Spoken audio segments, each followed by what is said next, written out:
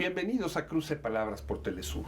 Soy Luis Hernández Navarro y hoy está con nosotros en el estudio la doctora Rebeca Monroy para conversar sobre dos de sus entre 11 y 13 libros, casi todos ellos a propósito de la fotografía. Uno es Con el deseo en la piel y el otro, el penúltimo, porque nos acaba de traer uno más recién salido de la imprenta, sobre el Consejo Mexicano de Fotografía. Rebeca es doctora en Historia del Arte, investigadora del Instituto Nacional de Antropología e Historia, fotógrafa ella misma y una gran conocedora del mundo de la imagen en México. Rebeca, muchas gracias por estar con nosotros. Ay, Luis, un placer. Muchas gracias por la invitación. Estoy encantada de estar aquí con ustedes.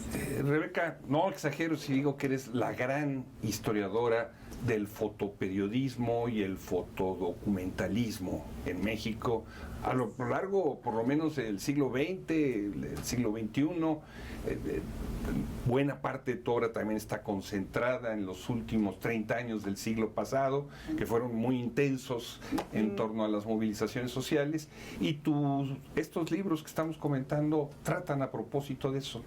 ¿Por qué te metiste a escribirlos y a ilustrarlos? Porque son ediciones espléndidas. Sí, los dos quedaron maravillosamente bien trabajados. Eso, bueno, es el trabajo editorial que hace la UAM, por un lado, con David Gutiérrez, que bueno, fue la Universidad Autónoma Metropolitana. Exactamente, Unidad Xochimilco, y joven dedicado a trabajar conmigo renglón por renglón. Tallereamos todo el libro, fue maravilloso. No fue un trabajo editorial ajeno a mi perspectiva, y eso se lo agradecí mucho, porque entonces es un trabajo colegiado muy bonito, ¿no? Y luego la decisión de las fotos, un poco como se ha trabajado en La Jornada y en estos periódicos vanguardistas, digamos. Entonces así trabajamos el libro Con el deseo en la piel.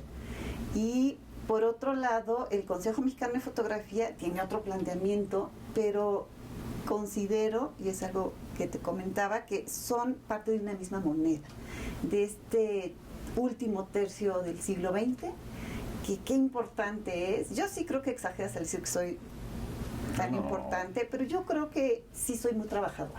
Eso sí, estoy convencida que soy muy trabajadora y que en ese sentido he ido abarcando y abriendo cada vez más espacios en la historia de la fotografía en México, ¿no? En uno de los libros tú mencionas una frase de Rodrigo Moya, ese extraordinario fotógrafo que recuperó al jaramillismo en México, las guerrillas en América Latina, a Mercedes Carreño, esta diva que acaba de morir, entre otras muchas cosas. Él decía, los fotógrafos tenemos que llevar dos cámaras, una para el medio en el que trabajamos y otro para nosotros, porque al medio hay que entregarle una imagen que no sea disruptiva. Lo de disruptivo lo estoy diciendo yo, pero más o menos esa es la idea.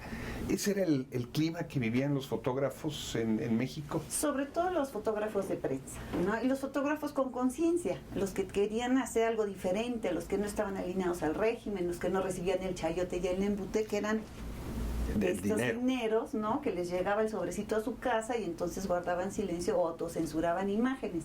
Rodrigo Moya, Enrique Bordes Mangel, Héctor García, Nacho López, son fotógrafos que, aunque trabajan para cuestiones gubernamentales o institucionales, sí tienen esta doble cámara, ¿no? Que es un concepto maravilloso. Es decir, llevo dos, una para el medio, una para lo que quiere el periódico o la revista, y otra para lo que yo quiero conservar como testimonio, como archivo, como memoria, ¿no? Es maravilloso. Y esto comienza a cambiar en el movimiento estudiantil popular del 68, donde hay que pelear por documentarlo, y hay un cambio de aires en los jóvenes fotógrafos. Hay un cambio de aires, hay un impulso durísimo después del 68, ¿no? Hay como la necesidad de decir, de mostrar a través de la veracidad y lo veraz de la fotografía lo que está sucediendo. Muchos medios callaron lo del 68, incluso fotos de los hermanos Mayo manipuladas con el pie de foto para no decir lo que realmente había acontecido, cuando era evidente en la imagen, ¿no? De la represión. Exactamente. Estatal. Y sí. la represión y los asesinatos en Tlatelolco, y luego salió a la luz con un fotógrafo de Luis Echeverría, el mariachito, las imágenes de los jóvenes ensangrentados, golpeados, ¿no? Que estaban en Tlatelolco. Pero esa cara no se sabía, esa cara se tenía resguardada. Y yo considero que muchos jóvenes allí encontraron un impulso para, tenemos que mostrar y decir qué está pasando. Y la fotografía era un medio idóneo para hacerlo, ¿no? Y a partir de ahí, estos que ya traen experiencia en el fotoperiodismo y en las revistas, estos fotógrafos grandes, van a ser simiente de estos nuevos que van a entrar también a nuevos periódicos, ¿no? Después de 1976 con Julio Scherer, cuando hay el rompimiento en el Excelsior con Echeverría, y entonces van a empezar a crear nuevos vínculos periodísticos diferentes a los anteriores. Pero hablas también de muchos de estos artistas o documentadores que no tienen un medio adscrito, pero a pesar de eso se dedican a documentar lo que está sucediendo. Y algunos colocan sus fotografías en revistas de oposición, que no hay tampoco muchas, en carteles que convocan a protestas o que ilustran. Es decir, hay como un deseo de hacer fotografía aunque no se pertenezca a un medio institucional. ¿De dónde nace esto? Y es por eso que se llama Con el deseo en la piel, finalmente, ¿no? Es el deseo que además de ser muy intelectual o un concepto muy claro, es una cuestión muy epidérmica, ¿no? Hay que cambiar las cosas, hay que transformarlas, hay que dar el todo. Y dar el todo también es documentarlo. Y en este caso se gesta, digamos, una nueva gama de fotógrafos que no están adheridos a la prensa y que están documentando, como bien lo analizas, bien lo recibes, empiezan a aprender estas imágenes que van a ser parte de su archivo personal. De ahí, ¿qué va a pasar? Pues van a abrir otras vetas, exposiciones más caseras o en otras instituciones, búsqueda de libros, de folletos, folletines, ¿no? Donde enclavar la imagen documental que de alguna manera está denunciando, mostrando una realidad que los medios no están haciendo, ¿no?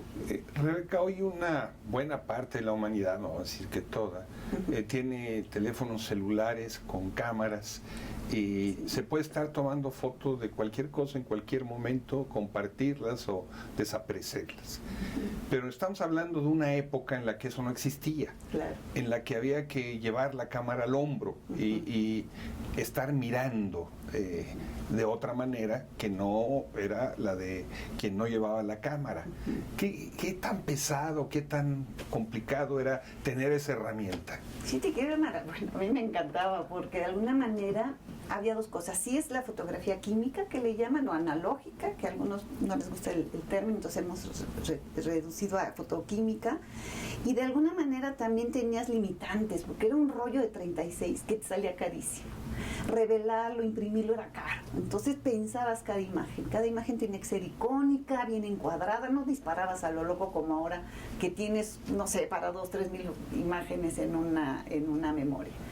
Y una parte del atractivo era que te sumergías en la cámara. Entonces con el visor, a través de él veías el encuadre y estabas aprendiendo esa realidad y eras parte de ella.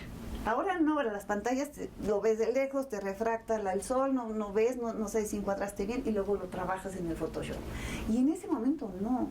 A veces parecía que de un rollo, a lo mejor 1 o 2 fotos te podrían salir bien, ¿no? Tenías que llegar al cuarto oscuro, revelar y darte cuenta cuáles serían. Y hay unas sorpresas maravillosas, las que ni pensabas habían quedado increíbles, ¿no? Entonces sí creo que es una parte, es un encanto maravilloso, y tener el cuarto oscuro era maravilloso, así, mítico cuarto oscuro, pero creo que sí nos sumergía en otra dinámica que te metes, lo decía Roland Barthes, te metes en el instante de la foto, estás trabajando el instante y además lo vives posteriormente, ¿no? Tú hablas en los dos libros de un debate que hay al interior de esta generación de fotógrafos, entre quienes reivindican la forma y quienes ponen por delante el contenido, entre quienes quieren ver en la fotografía solamente un instrumento de denuncia y quienes aspiran a que también exprese un valor estético. ¿Cómo se da esta discusión? Es bien interesante, es bien rudo, porque se llegan a deshacer amistades profundas, ¿no? Se llegan de años a craquelarse y mantenerse en ese rompimiento porque no hay un acuerdo ideológico, político, ¿no? Pero sí hay fotógrafos tan convencidos, y creo que Nacho López nos metió mucho en esa dinámica con sus escritos en 1+1, que era la fotografía militante, ¿no? Y había que militar con la cámara, y había que tener una postura clara ideológica. Militar de izquierda. De izquierda, claro, ¿que hay otra? Y entonces de alguna manera era dar con la imagen la denuncia de los acontecimientos, la denuncia de la pobreza, la denuncia de la corrupción, y hacerla transparente y clara para un público amplio, ¿no? Y esto yo creo que nos llevó a quien sí experimentara, había quien experimentara con cosas más bucólicas o plantas o retratos pero era una parte experimental, y curiosamente ahora que reviso el material del Consejo Mexicano de Fotografía, que son más de 3.200 fotos, aparece mucho trabajo experimental. Impresionante. ¿Te parece si vamos a una pequeña pausa? Encantada, claro que sí. Amigos, amigas, no se vayan, volvemos con esta interesante conversación en muy breves instantes.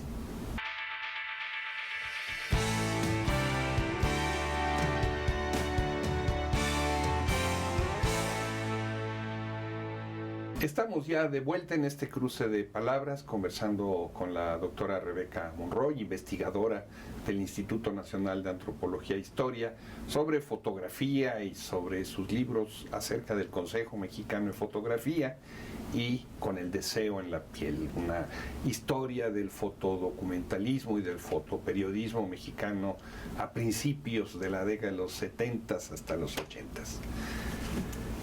Rebeca, déjame recordarte una historia. Comienzos de la década de 1980, una marcha en un 1 de mayo con los trabajadores de la educación que choca con los golpeadores del sindicato oficial y que tiene que avanzar enfrentándose. Tú estabas ahí tanto como trabajadora de la educación, trabajadora de la cultura, como fotógrafo. ¿Cómo se puede uno separar de eso? ¿Cómo se puede vivir esa esquizofrenia? Pues yo no vivía esquizofrénica, yo lo vivía integral. Y de alguna manera mi labor o mi trabajo era, como parte de ese trabajo de la cultura, hacer un documento de lo que estaba sucediendo, ¿no? Y iba a documentar las marchas. Sabíamos que no nos iban a dejar pasar. Sabíamos que nos iban a cortar el paso hacia el Zócalo para que no nos viera el señor presidente, pero no íbamos a dejar y no íbamos a negarnos la posibilidad de pasar enfrente del Zócalo, aunque los charros no quisieran, ¿no? Y pasaron. Y pasamos, a golpes, ¿no? ¿A golpes de cámara? A golpes de cámara. A mí me intentaron robar la cámara, me golpearon, me tuve que tirar al piso, perdí un zapato, luego detuve unas pedradas que le venían a un compañero y acabé con una mano de guante. Y al final lo que hice fue pasar los negativos, el rollo que había tomado, a una colega de Lina, y que se lo llevara ella, porque si me apañaban, seguramente me iban a apañar en el metro, pues era muy visible. Traía la camiseta del puño, de la D324. Del sindicato de antropología. Del sindicato nuestro, y entonces era muy visible y ellos ya me habían localizado visualmente. Entonces sí valía la pena pasar el material para que llegara por otra vía, ¿no? Y fue arriesgar porque hubo palos, hubo bombas molotov, hubo chacos, ellos venían cargados de todo. Cloroformo. De cloroformo, entonces... Policías. Sí, estuvo rudísimo, pero bueno, pasamos, ¿no? ¿Color o blanco y negro? Blanco y negro. ¿Por qué? Soy una romántica. Me encanta el blanco y negro. Creo que el color es otra manera de mirar. Y para el blanco y negro hay que educar la mirada. Y a mí eso me gusta, ¿no? Porque tienes que ir aprendiendo y ver en las tonalidades o en el alto contraste qué hay y qué quiso decir el fotógrafo. Y esto es un aprendizaje. Cuando veíamos la tele en blanco y negro era más fácil llegar al blanco y negro. Ahora es toda una meta. Las nuevas generaciones no saben ver en blanco y negro, no les gusta, ¿no? Entonces ven algo en blanco y negro y yo creo que hay que... No es sexy. Sí, no es sexy. ¿No? Entonces creo que hay que volver a dinamizar el blanco y negro y entregar. Habrá elementos, Mariana Yampol, que hacía unas fotos en color maravillosas, ¿no? Pero ella sabía que su fotodocumentalismo tenía que ser en blanco y negro, ¿no? Yo voy por el blanco y negro. ¿Tiene un valor más fuerte la denuncia en blanco y negro que en color? Para mí sí, tiene un valor adicional, ¿no? Tiene un valor, sí, de tú como fotógrafo tienes que tener un discurso mucho más claro. Pero entonces eso obliga a trabajar con contrastes, forzando la luz, el revelado en el papel. Tiene que recurrir a otras herramientas que no están necesariamente en la cámara, sino en el oficio de fotógrafo. Exactamente. Y eso es algo que a mí me gusta pues señalar mucho, ¿no? O sea, no todos los que tienen un celular son fotógrafos, ¿no? ¿Cómo? No eres fotógrafo. Acabas de romper mi corazón. No todos los que tenemos una computadora somos escritores, literatos o poetas, no sé, medio chancleamos el español. Entonces, de alguna manera sí creo que hay que reivindicar mucho el oficio, ¿no? El oficio de fotografiar, la manera de encuadrar, de ver, de colocar en el espacio, color o blanco y negro, ¿no? Es una elección. Pero yo aprendí con los periódicos en blanco y negro y por eso me fascinan, ¿no? Es una atracción tal vez hasta malsana, pero me gusta. Perversa y la gozo, ¿no? Pero sí creo que el oficio del fotógrafo hay que volverlo primero no se le reconocía y ahora todos somos fotógrafos, ¿no? Yo creo que, a ver, hay todo un aprendizaje, hay toda una expertise, hay todo un conocimiento que aplican los fotógrafos para hacer sus imágenes, ¿no? Hay quien dice que el periodismo bien hecho es literatura instantánea. Oh. La fotografía bien hecha es arte gráfico instantáneo. Pues yo no quiero llevarlo al mundo del arte porque entramos en otro terreno, ¿no? Pero sí de la estética. Y de la estética en términos de qué es lo que te mueve y te conmueve. Lo que te haga llorar, lo que te aterrorice, lo que te haga moverte, lo que te alegre, eso es estético. Y creo que en ese territorio deben de moverse las imágenes, ¿no? Que te hagan vibrar, que te saquen de tu comodidad, de tu asiento y que realmente te den un vuelco en la mirada y en la conciencia.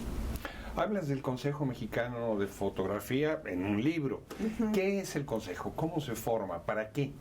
Es una parte bien importante de nuestra historia, que de alguna manera nosotros que éramos disidentes del Consejo no lo apreciamos en su momento, y por eso me gusta regresar ahora a analizarlo e historiarlo. Por anarquistas. Por disidentes, porque era por principio disidente. Nada, ¿no? Institucionalizado. Exacto.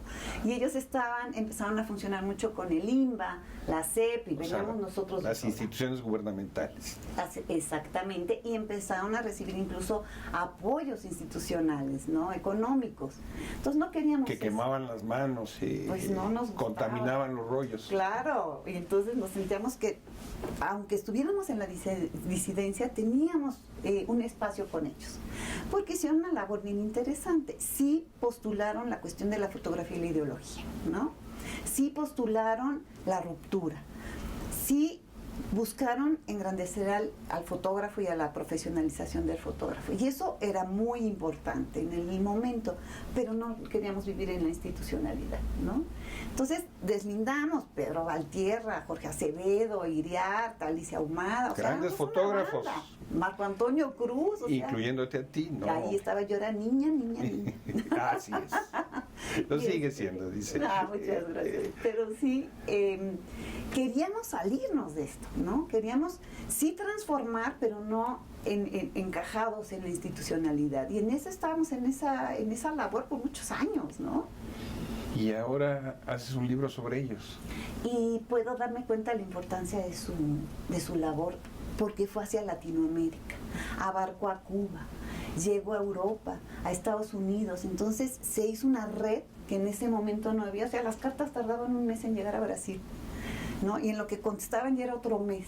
Entonces se hizo una red de trabajo muy importante que además dotó de sentido cuando estaban las dictaduras militares en el Cono Sur, ¿no? Y cuando nosotros vivíamos también en nuestra especie de dictadura, ¿no?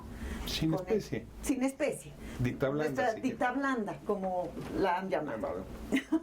Pero sí es importante que de alguna manera México tenía un discurso propio que compartió con Latinoamérica, y esto finalmente acabó haciendo como un tejido de la imagen muy importante que trascendió a las bienales, a los coloquios latinoamericanos, en fin, a una serie de... ¿Hay una mirada fotográfica latinoamericana?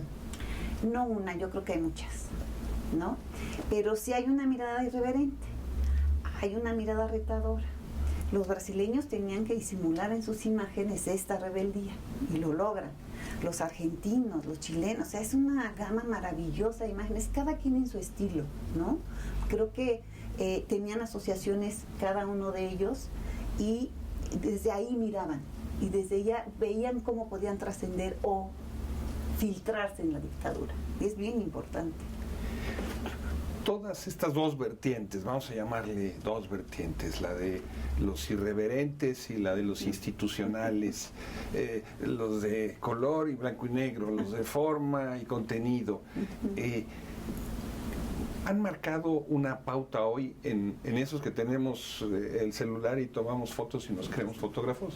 Yo creo que sí, Luis. Yo sí creo que hubo una visualidad transmutada, transformada, ¿no? De alguna manera aprendimos a ver desde otro ángulo, ¿no? Sí aprendimos de los grandes fotógrafos, ¿no? Pedro Valtierra, Marco Antonio Cruz, Elsa Medina, y hay una generación con Patricia Erigis y otros fotógrafos que vienen más jóvenes que ya también traen otra mirada, también intimista. Ya no se rechaza esta parte de ver a la mujer, al contrario, ahora es todo un tema. Y creo que muchos aprendimos, incluso los diarios empezaron a llevar a sus fotógrafos hacia otros territorios, que ya no fuera esa imagen apologética del presidente, que se vieran otras miradas más cotidianas, ¿no? La vida que se estaba dando, y creo que eso sí se notó gracias a los diarios Uno más Uno y La Jornada, ¿no? Entre otras muchas, déjame recordarte una imagen de Pedro Valtierra, ¿no? La huelga de Real del Monte, los mineros en Pachuca, en donde como mecanismo de protesta los mineros se desnudan, ¿no? Y están con sus cascos y sus luces, ¿no? Unos cuantos arneses, pero desnudos. Sí. Y la imagen de el cuerpo como forma de protesta. Eso fue una revolución. Sí, totalmente, porque hombres desnudos en una primera plana era impensable. Ya no estaban bien guapos, ¿no? Los mineros estaban maravillosos. Entonces era cambiar la imagen. Si te alteraba el día al día, aprendías algo nuevo en cada una de estas fotografías. Realmente los mineros en esta protesta trascendieron gracias a ese tipo de imágenes, como fue Soyep, ¿no? Que llegó a España, fue premiada y ha tenido una... Soyep, la foto de Pedro Valtierra, sí, inmediatamente después de la masacre de Acteal, en donde las mujeres se enfrentan a los soldados que están contaminando las fuentes de agua de la comunidad. El ojo de agua, y se enfrentan y están... Y que le dan el premio Príncipe de Asturias. Y entonces ahora Alberto del Castillo ha hecho toda una narrativa y toda una biografía de la imagen que es maravillosa, porque de una foto puedes abarcar toda una historia, digamos, ¿no? De un pueblo, de su resistencia, de cómo han trascendido y cómo han buscado cambiar las cosas, ¿no? Creo que es maravilloso. Otra foto de alguien muy cercano, Jorge Acevedo, ¿no? En donde unas maestras oaxaqueñas que están protestando en la Ciudad de México en 1980-81 tienen una sonrisa como si estuvieran en la feria, en la fiesta, y están en la protesta. Esa foto se ha reproducido sin dar crédito o reconocimiento quién sabe cuántas veces. ¿Qué te dice a ti eso? A mí me encanta esa fotografía porque hay alianza fotógrafo modelo o sujeta, ¿no? Muy interesante porque ella voltea y le sonríe al fotógrafo. Ella viene cargando la manta, dice Oaxaca, voltea y muy gloriosa y muy orgullosa, posa para el fotógrafo y me encanta porque es una alianza, es una manera que los dos cruzan su mirada y ella sabe que va a pasar a la posteridad como lo ha hecho, como dices, sin crédito, pero ahí está Jorge Acevedo anunciando además su ida a Oaxaca, me parece. Machado reivindicaba que su poesía fuera conocida por la gente, declamada, aunque no se supiera que fuera de Machado. Nada que ver con el individualismo y la búsqueda de reconocimiento de hoy en día. ¿Cómo compensar eso? Yo creo que es difícil, sí. Creo que como fui un gremio muy castigado, sin derechos autorales, es importante que sí lo tenga. De ahí a la egoteca es otra historia, ¿no? Yo creo que hay que colectivizar las imágenes, sí me parece importante, por eso estos dos libros lo que buscan es eso, difundirlas de nuevo, mostrarlas y enseñar dónde estábamos parados. Todo lo que se hacía en ese momento, ¿no? Fin de siglo es de una riqueza impresionante, no solo documentalismo, sino prensa y mucha experimentación, ¿no? Laura González de repente hace desnudos masculinos en cianotipia, era una cosa, era una niñita, ¿no? Y entonces, ¿cómo está haciendo esto? Baños 1, baños 2, ¿qué pasa? Entonces sí se estaba transformando la mirada y la manera de aprender esta realidad. Entonces sí está bien que haya un reconocimiento, pero que no exageremos a nivel de el ego, ¿no? De yo aquí, no, está bien, ¿no? Yo creo que como cualquier trabajador de la cultura, Luis. Rebeca, muchísimas gracias por estar con nosotros en este cruce de palabras y por ilustrarnos esta otra mirada. No, un placer estar aquí. Cuando quieras, a tus órdenes. Bueno, nos abonamos. Eso. Gracias. Amigos, amigas, muchísimas gracias por su compañía el día de hoy. Ya saben, los esperamos la semana que viene aquí por Cruce de Palabras por Telesur. Hasta la próxima.